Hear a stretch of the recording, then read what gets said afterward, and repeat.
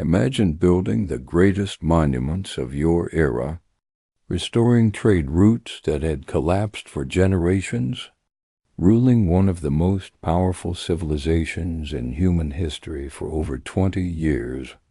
Now imagine someone erasing every trace of you from existence.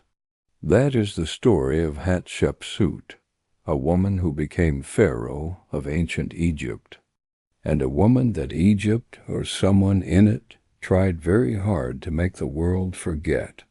In our last episode, we introduced you to her. Today we go deeper. We follow her from birth to throne, from triumph to erasure, and we ask the question that has haunted historians for centuries. Why did someone so powerful get wiped from history, and who was really behind it? Asterisk. Our story begins around 1507 BCE in the royal palace of Egypt's new kingdom. Hatshepsut was born the daughter of Pharaoh Thutmose I and his principal wife. Queen Amos, her name, an ancient Egyptian, means foremost of noble women. It was a name that would prove to be an understatement. Her father, Thutmose I, was one of Egypt's most celebrated military leaders. He expanded Egypt's borders further than any pharaoh before him, reaching deep into Nubia in the south and the Euphrates River in the north. Growing up in his court, Hatshepsut was educated, politically sharp, and deeply religious. She was not just a princess, she was a student of power. But in ancient Egypt, power had a very specific face, and it wasn't a woman's. When Thutmose I died, the throne passed not to Hatshepsut, but to Thutmose II, her half-brother, born from a lesser royal wife. In keeping with royal tradition, Hatshepsut married him, becoming his great royal wife, the most senior queen in the land. She was probably around 12 years old. Thutmose II was not a strong ruler. He reigned for only a few years, and historical records suggest he was often in poor health.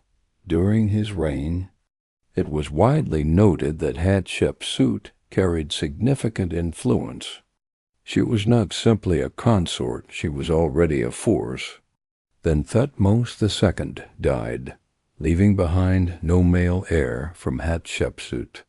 He had one son, a boy named Thutmose III, born from a minor wife. The boy was approximately 2 years old. Egypt needed a ruler, and Hatshepsut stepped forward. At first, Hatshepsut took the title of regent, a caretaker ruler, governing on behalf of the young king until he came of age. This was not unusual.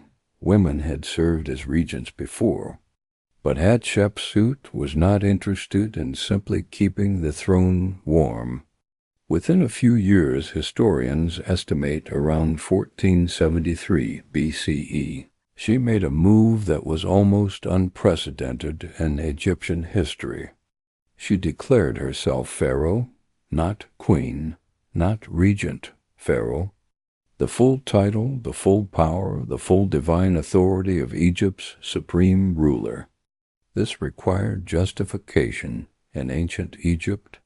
The pharaoh was not just a king, they were considered the earthly embodiment of the god Horus. A woman claiming that role faced a fundamental theological problem. How could she be divine in a role defined by men? Hatshepsut's answer was brilliant, bold and deeply strategic. She rewrote her own origin story. On the walls of her great mortuary temple, she had artisans carve the story of her divine birth, according to the inscriptions. The god Amun-Re, the king of the gods, had disguised himself as her father Thutmose I and visited her mother in the night. Hatshepsut, the reliefs claimed, was not fully human. She was the daughter of a god. She also began to appear in art and statuary dressed as a male pharaoh, wearing the royal kilt, the ceremonial false beard, the double crown of Upper and Lower Egypt. Inscriptions referred to her in masculine terms. She did not pretend to be a man, but she adopted every outward symbol of pharaonic power. Standing beside her in this transformation was one of history's most intriguing figures, her chief minister and royal architect. Senenmut, trusted, brilliant, and fiercely loyal. Senenmut managed the royal estates, oversaw building projects, and even served as tutor to Hatshepsut's daughter, Neferyar, with her power secured. Hatshepsut set about building one of the most remarkable reigns in Egyptian history. She chose trade over war. Her most legendary achievement was the expedition to the land of Punt. Punt was a semi-mythical land, to the Egyptians a place they called God's land. It was likely located somewhere along the Horn of Africa, possibly in what is now modern Somalia, Eritrea, or Ethiopia. Around year 8 or 9 of her reign, she sent a fleet of 5 ships sailing down the Red Sea toward Punt. The ships returned laden with treasures, gold, ebony, ivory, live myrrh trees, animal skins, and incense. The myrrh trees were planted in the gardens of her temple, the first recorded attempt in history to transplant foreign trees. Beyond Punt, Hatshepsut oversaw one of the most prolific building programs in Egyptian history, including her iconic mortuary temple at Deir el-Bahari, 3 elegant terraces rising from the desert into the cliff face, 4 towering obelisks at the Temple of Amun at Karnak, the tallest in Egypt, temples, shrines, and monuments across the entire kingdom. Restoration of temples damaged during the Hyksos occupation. Egypt under Hatshepsut was prosperous, stable, and at peace. She reigned for approximately 21 years. Then, around 1458 BCE, Hatshepsut died. She was approximately 50 years old, and then the erasing began. Here is the irony that history loves to serve. The very attempt to erase Hatshepsut made her immortal. The erasure was imperfect. Statues were smashed but buried, not destroyed. Preserved by the desert sand, inscriptions were chiseled away, but the outlines remained.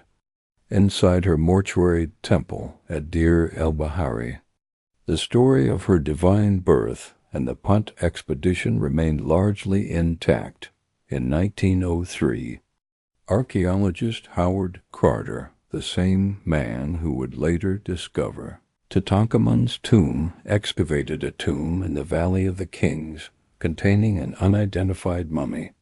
In 2007, Egyptologist Zahi Hawass and a team of scientists used CT scanning and DNA analysis to match a tooth from a canopic box labeled with Hatshepsut's name to the mummy's jaw.